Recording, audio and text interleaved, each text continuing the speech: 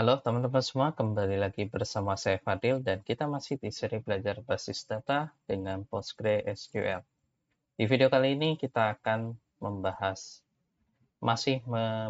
mengenai perintah select. Kali ini kita akan membahas bagaimana kita mengambil data yang berbeda dengan menggunakan klausa distinct, ya, lebih tepatnya select distinct. Mari kita bahas. Nah, apa yang akan kita bahas pada video kali ini? Sebenarnya sederhana aja. Yang pertama, kita akan mengenal klausa distinct, dan yang kedua, kita langsung praktek bagaimana cara kita menggunakan klausa distinct. Nah, mari kita mulai membahas untuk klausa distinct. Ya, apa itu klausa distinct? Ya, dan bagaimana cara menggunakannya? Distinct ini dia adalah satu fungsi untuk mengambil data yang berbeda. Ya, yang dikerjakan oleh distinct ini adalah dia akan menghapus seluruh data yang duplikat atau sama. Jadi nanti kalau ada data yang sama, itu dia akan membuat menjadi lebih unik. Nah, cara menggunakannya ini sebenarnya sangat sederhana, ya. Kita gunakan perintah select, kemudian diikuti dengan distinct. Distinct ini di dalam tanda kurung ini kita isikan dengan parameter nama kolom. Artinya, nama kolom yang ingin kita ketahui nilai data uniknya apa. Nah, from nama tabel seperti biasa, ya. Nah, contoh penggunaannya seperti ini. Misalnya, kita ingin mencari tahu dari mana saja tempat kelahiran dari siswa yang terdaftar. Maka cara menggunakan distinct seperti ini. Kita gunakan select distinct karena kita ingin cari tahu tempat lahir apa saja yang unik, maka kita bisa tuliskan nama kolomnya tempat lahir. From tabel siswa. Nah, tanpa berlama-lama, langsung saja kita praktek untuk menggunakan distinct ini. Nah, silakan teman-teman buka lagi Visual Studio Code dan buatlah sebuah file baru, ya, yang namanya klausa distinct.sql. Dan file ini nanti akan saya upload di GitHub. Nanti teman-teman bisa cek link di deskripsi di bawah video ini. Nah, sekarang setelah membuat file 15 yang namanya klausa distinct.sql, nah, kita akan mereview kembali, ya, apa yang pernah kita lakukan pada video ke-14 ketika kita mempelajari klausa where. Nah, ingat sekali lagi kita masih perlu drop tabel siswa. Kenapa? Karena dalam kasus ini nanti kita akan buat ulang lagi tabel siswa, kemudian kita akan menambahkan 2 kolom, yaitu tempat lahir dan tanggal lahir. Walaupun nanti tanggal lahir ini belum kita gunakan untuk hal apapun, ya. Nah, setelah kita membuat ulang tabel siswa, sebenarnya yang kolom-kolomnya ini sama saja seperti video sebelumnya. Cuman untuk video kali ini kita akan tambahkan tempat lahir yang tipenya varchar, dan kita tidak akan berikan constraint not null, artinya tempat lahir ini boleh kosong untuk sementara, ya. Dan juga tanggal lahir yang tipe datanya date. Nah, kemudian kita masukkan beberapa data, di mana data-data ini sebenarnya sudah pernah kita masukkan pada video ke-14, ya. Cuma kali ini karena kita membuat ulang tabelnya, maka kita juga harus memasukkan ulang datanya, ya.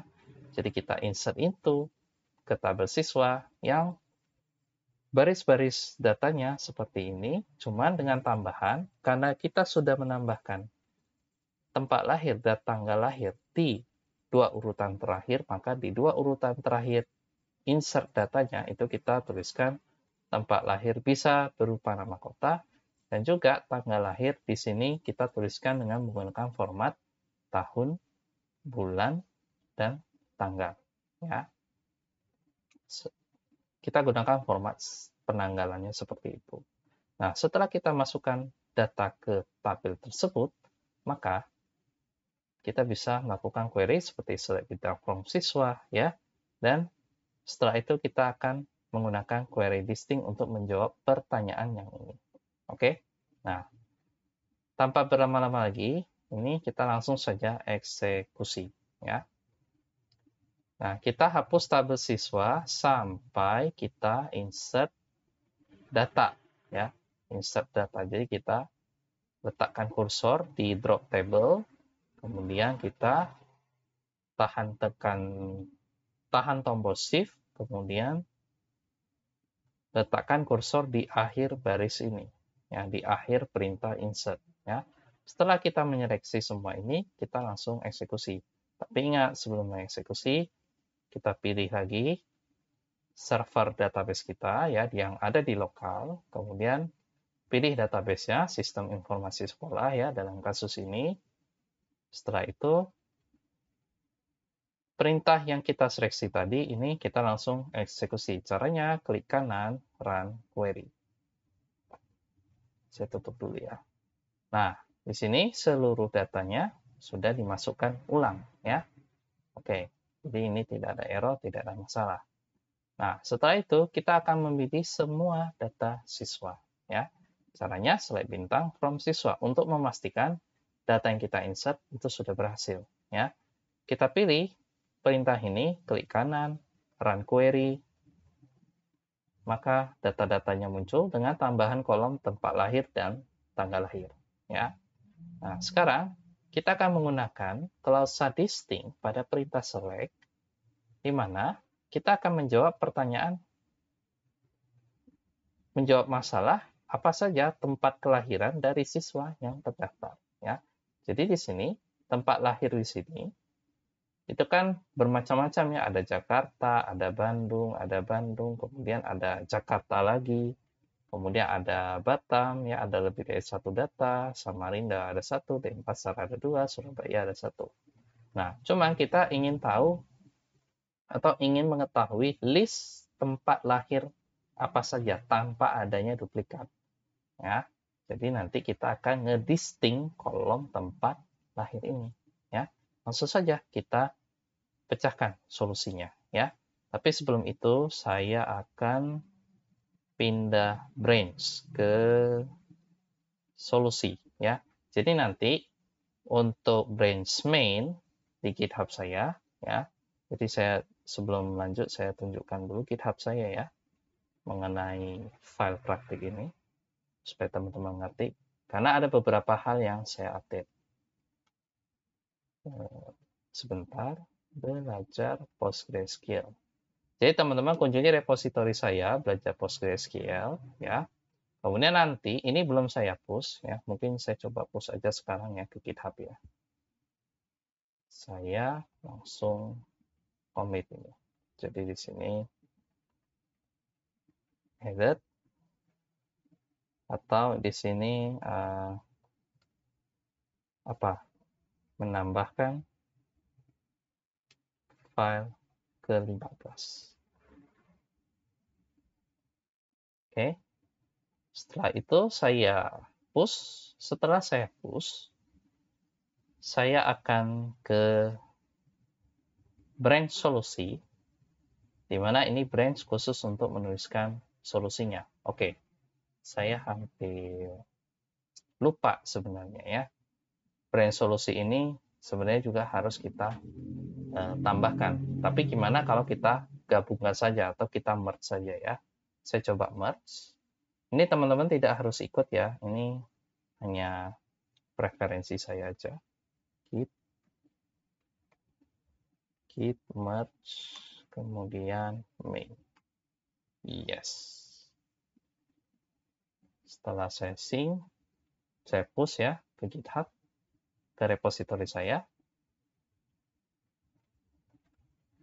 Nah, saya coba refresh. Nah, jadi yang ada di branch main ini, dia adalah file SQL, file latihan kita, di mana ada soal-soal yang belum ada solusinya, seperti file yang ke-14 kemarin yang kita bahas, ya, itu tanpa ada solusi. Ini supaya teman-teman bisa latihan. Ya, begitu juga file 15 yang akan kita kerjakan, walaupun hanya satu. Nah, untuk solusinya, nah, di file ke-14 kemarin, nah, di sini setiap pertanyaan ini sudah saya sertakan solusi. Jadi, teman-teman, sebisa mungkin tidak melihat solusi terlebih dahulu sebelum teman-teman bisa menjawab ya, kecuali kalau teman-teman buntu ya teman-teman bisa lihat solusi atau jawabannya. Tapi ini karena harus yang mudah, jadi teman-teman kerjakan sendiri dulu, kemudian nanti teman-teman lihat solusi sebagai pembanding ya. Nah, yang di klausa ini yang akan saya coba isi solusinya nanti. Oke. Nah, sekarang kita balik ke topik.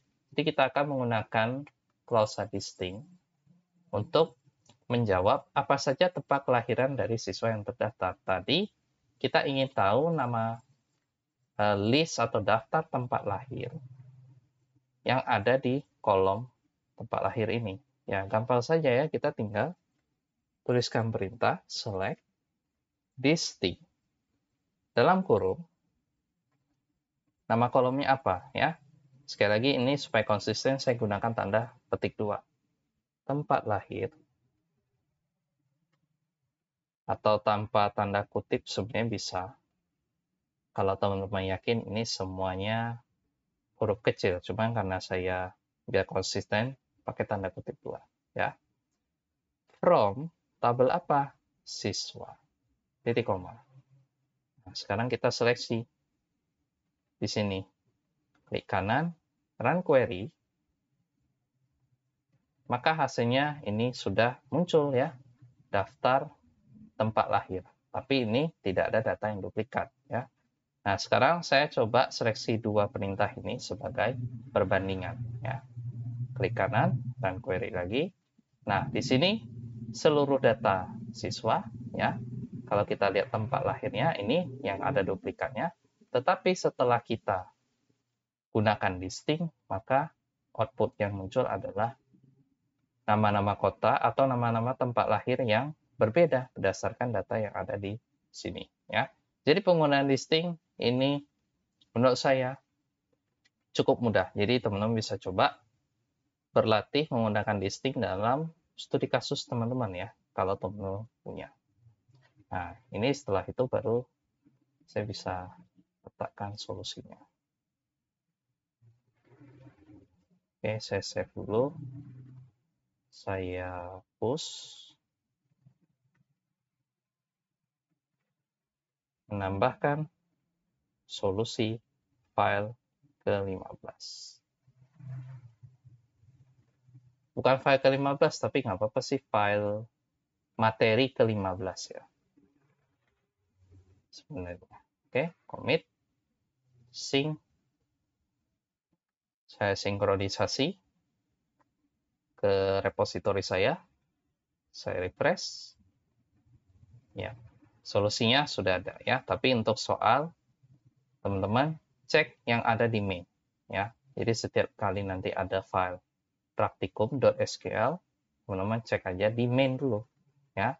Habis itu teman-teman ada soal yang saya berikan komentar, terus teman-teman selesaikan dulu sendiri. Oke. Nah, selanjutnya apa? Di video selanjutnya kita akan membahas perintah yang lain. Perintah tersebut untuk mengubah data dari data yang sudah ada ya. Nah, maka dari itu di video berikutnya nanti kita akan membahas perintah update. Sekian untuk video kita hari ini. Terima kasih sudah menyaksikan. Silahkan kalau ada diskusi, tanggapan, kritik, saran, bisa di kolom komentar, dan bisa ikuti sosial media yang tertera di layar berikut ini. Terima kasih atas perhatiannya. Sampai jumpa di video selanjutnya.